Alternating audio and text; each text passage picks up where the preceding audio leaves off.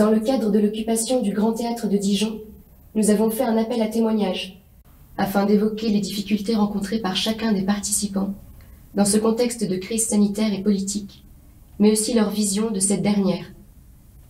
Aujourd'hui, nous recevons Joël.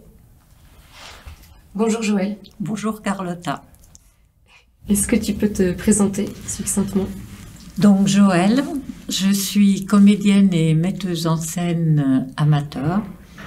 Metteuse en scène pour la troupe Ponctuation, donc une troupe qu'on a créée avec des amis comédiennes amateurs il y a une quinzaine d'années, et avec des amis comédiennes, parce qu'il n'y a pas d'hommes, il n'y a pas de garçons qui se sont présentés. Et nos choix de pièces vont vers des autrices.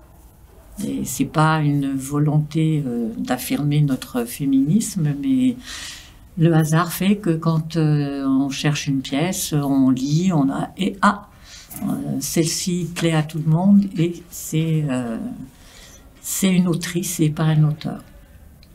Donc, au sein de cette troupe, j'assure la mise en scène parce que ça me semble difficile d'être à la fois dedans et dehors, donc je préfère ne pas jouer. Et par contre, je suis comédienne en participant aux ateliers proposés par le Grenier Neuf et le collectif 7 Prime. Donc, ça fait plusieurs années aussi que je participe à ces ateliers. Où le fonctionnement, c'est on se retrouve un week-end par mois pour travailler. Donc, c'est souvent une pièce que Elisabeth Barbazin ou Leila Rabi nous ont proposée. Elle propose plusieurs choses et puis voilà, on se décide pour une des pièces. Cette année, avec le collectif, on a travaillé, c'est pas une pièce de théâtre, c'est un roman de Svetlana Alexievitch qui s'appelle « La guerre n'a pas un visage de femme ». Et je fais partie d'une association de lecteurs, les Mousquetextes, et nous proposons une fois par mois une lecture publique. Donc, ça peut être autour d'un auteur, ça peut être des extraits d'un roman, des nouvelles, ou autour d'un thème. On a eu une lecture, le thème c'était la femme, et donc on avait différents auteurs. Et donc en tant que comédienne, metteuse en scène, et aussi dans le cadre de l'association, tout ça, dans le cadre de cette pratique, à quelles contraintes aujourd'hui tu fais face depuis la fermeture des lieux? La contrainte, c'est qu'en fait, on fait pratiquement plus rien. Avec la troupe, ça fait plus d'1 an qu'on ne s'est pas vu, qu'on n'a pas travaillé. On a eu des dates d'annulés, bien sûr. Et il y a une grosse démotivation.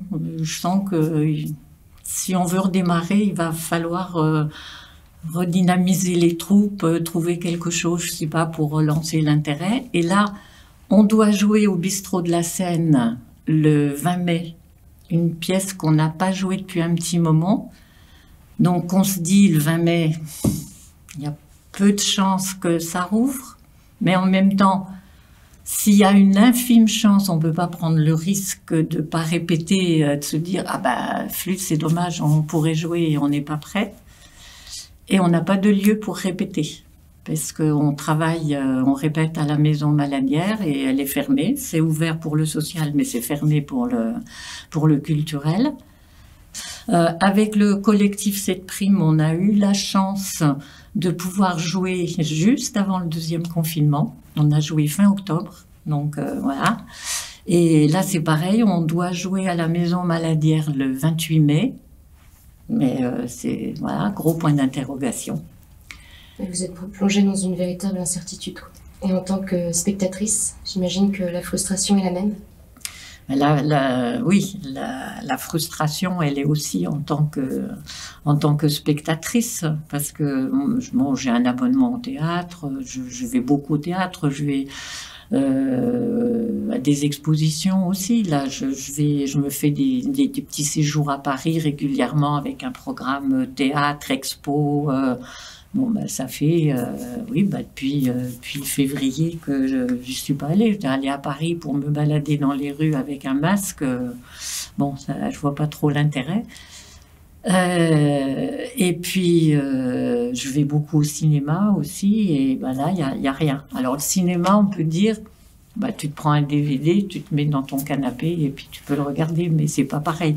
Moi, je vais au cinéma, donc il y a aussi le fait d'être dans la salle, l'ambiance, voilà, on se pose, ça coupe, ça emmène ailleurs. Donc, c'est une vraie démarche, ça coupe du quotidien.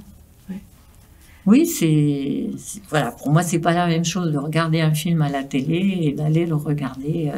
Bon, le théâtre à la télé, voilà, pour moi, c'est hors de question parce que le théâtre, c'est du vivant et quand je le vois sur un écran, c'est plus du vivant. Et puis, je me dis, je regarde ce qu'on veut me montrer. Quand je suis dans mon fauteuil face à la scène, si j'ai envie de regarder le comédien qui est là-bas dans son coin, qui dit rien, que là, mais... et souvent, ben, quand c'est filmé, moi je ne vais pas pouvoir le voir parce qu'on va vers le gros plan sur un... Enfin, bref, le théâtre, c'est pas la télé, quoi. Et je suis assez en colère, allez, en rogne, pas contente parce que je me dis que si j'étais croyante, pratiquante, je pourrais aller dans un lieu de culte. Bon...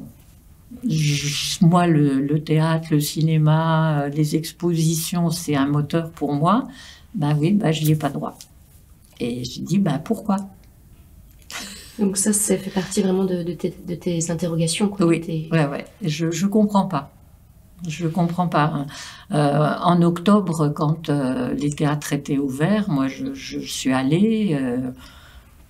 les distances étaient respectées, tout le monde avait un masque, donc je ne vois pas où est le risque.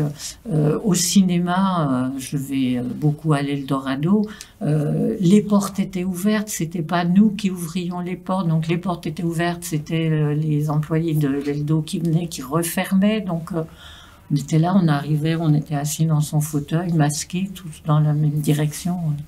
Tout a été mis en place pour que tout a été mis en place pour que les règles sanitaires soient respectées. Donc, ouais, je comprends pas. Donc toi, Joël, quelles sont tes craintes aujourd'hui face à cette paralysie de la culture?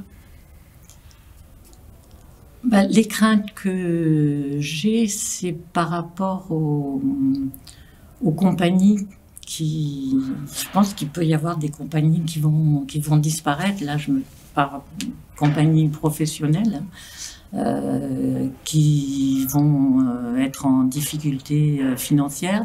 Je me pose les questions des spectacles qui ont été créés, mais qui vont avoir du mal à trouver un programmateur parce que comme on reporte 2020, on reporte 2021, il n'y aura pas forcément la place pour les nouvelles créations, ou alors on annule 2020, enfin ce qui était prévu en 2020, en 2021. Ça veut dire qu'il y a des spectacles qui auront été créés et qui sont mornés. En fait. Et donc il y a un texte en particulier que tu aimerais nous partager? Oui. Particulièrement. Alors j'ai un texte de Jean-Luc Lagarce. C'est un éditorial. Nous devons préserver les lieux de la création que Jean-Luc Lagarce a écrit pour la plaquette de saison 1993-1994 du théâtre Granit à Belfort. Et donc c'est une petite phrase, mais qui est forte, je trouve. Les lieux de l'art peuvent nous éloigner de la peur. Et lorsque nous avons moins peur, nous sommes moins mauvais. La culture comme remède, alors, peut-être. La culture, oui. L'art, la culture, pour réconcilier, on va dire, En tout cas, et nous rendre meilleurs. c'est important. Écoute, merci beaucoup, Joël. Ce que nous défendons. Nous le défendons pour tous. Ce que nous défendons le défendons pour tous.